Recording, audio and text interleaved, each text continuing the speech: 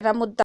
Himachal Pradesh Congress party की वरिष्ठ नेत्री एवं डलहौजी से विधायक आशा कुमारी ने पत्रकार वार्ता के दौरान कहा कि हिमाचल प्रदेश शीतकालीन का विधानसभा सत्र न बुलाने सरकार की सबसे बड़ी नाकामी है। उन्होंने आरोप लगाते हुए कहा कि इस बार विधानसभा सत्र को लेकर कई सवाल तैयार किए थे, लेकिन जब सरकार के पास कांग्रेस पार्टी के विधायकों का डाटा गया तो सरकार ने बेचने के लिए विधानसभा सत्र ही टाल दिया। इससे बड़ा दुर्भाग्य क्या हो सकता है, जहां प्रदेश के लोगों के मुद्दों को नहीं सुना जा रहा है। हालांकि इसके बारे में उन्होंने कहा कि प्रदेश के संसदीय कार्य मंत्री सुरेश भारद्वाज ने संविधान का हवाला देते हुए कहा कि विधानसभा सत्र 6 महीने में कभी भी हो सकता है, लेकिन हिमाचल प्रदेश देश का ऐसा पहला राज्य है जहां नियम में यह प्रावधान किया है कि साल में 35 सीटिंग करवानी ही होगी, लेकिन पिछले 3 सालों में सरकार हर साल 35 सीटिंग करवाने में नाकाम साबित हुई है। उन्होंने कहा कि हिमाचल प्रदेश देश के नंबर 1 राज्य के रूप में उभरा है कोरोना वायरस को लेकर, ऐसे में हमें सुधार करने की जरूरत है। वहीं दूसरी ओर डलहौजी से विधायिका आशा कुमार ने कहा कि हाल ही में मुख्यमंत्री ने एसपी और डीसी कॉन्फ्रेंस में कहा कि 2 महीने में अधिक कोरोना वायरस का संक्रमण बढ़ा है। हमारा सवाल यह है कि अगर 2 महीनों में संक्रमण इतना बड़ा है, इसकी जिम्मेदारी किसकी है? सरकार ने स्कूल खोले, बच्चे संक्रमित हुए, सरकार को स्कूल बंद करने पड़े। हिमाचल प्रदेश में पर्यटक आने चाहिए, हमने कहा टेस्टिंग होनी चाहिए, सरकार ने बॉर्डर खोल दिए।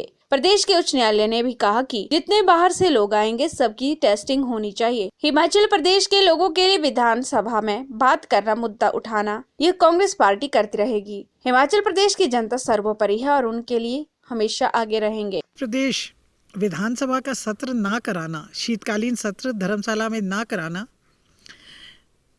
जो हिमाचल प्रदेश में भारतीय जनता पार्टी की सरकार है उसकी जो कमज़ोर स्थिति है हिमाचल प्रदेश में, उसका प्रतीक है। इन्होंने खुद कैबिनेट की मीटिंग बुलाई, कैबिनेट की मीटिंग बुला करके इन्होंने फैसला लिया कि 7 से 11 तक धर्मशाला में सेशन करेंगे। माननीय महामहिम राज्यपाल जी को इन्होंने सूचित किया, राज्यपाल जी ने वारंट निकाल दिया। वारंट निकलता है, विधायकों को सूचना जाती है, हम सबको सूचना आ गई। हम लोगों ने कार्यक्रम के तहत प्रश्न दे दिए, एजेंडा दे दिया। जब एजेंडा मिला सरकार को तो सरकार को लगा कि वो जवाब देने की स्थिति में नहीं है। एजेंडा देखने के बाद सरकार जो है सेशन बुलाने से पीछे हटी, कोशिश की कि हमें विपक्ष को ये कहे कि विपक्ष नहीं चाहता। हम तो आज भी कह रहे हैं कि सेशन कराओ। जब से ये सरकार बनी है, हिमाचल प्रदेश विधानसभा के नियमावली के तहत 35 सिटिंग एक कैलेंडर ईयर में, कैलेंडर ईयर का मतलब होता है 1 जनवरी से लेकर के 31 दिसंबर तक, और फाइनेंशियल ईयर का मतलब होता है 1 अप्रैल से लेके 31 मार्च तक।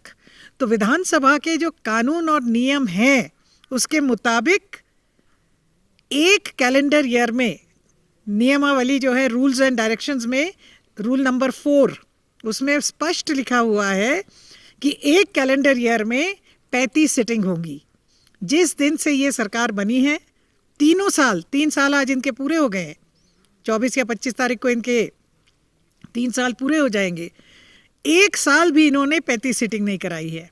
अभी जो माननीय संसदीय कार्य मंत्री हैं सुरेश भारद्वाज जी, उन्होंने हवाला दिया कॉन्स्टिट्यूशन का, संविधान का। संविधान में ये है कि 6 महीने के अंदर सत्र बुलाना पड़ता है, मगर उसके अलावा अपनी विधानसभा की, हर विधानसभा की जो है वो अपने नियम और कानून है।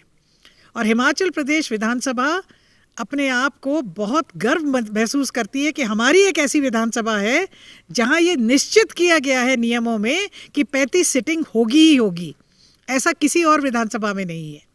बाकी विधानसभाएं हमारे को स्टडी करने आती हैं। तो ये बहुत अफसोस की बात है कि बहुत ही गंभीर मसले जो कि लोगों से संबंधित हैं वो हम लोगों ने उठाने थे।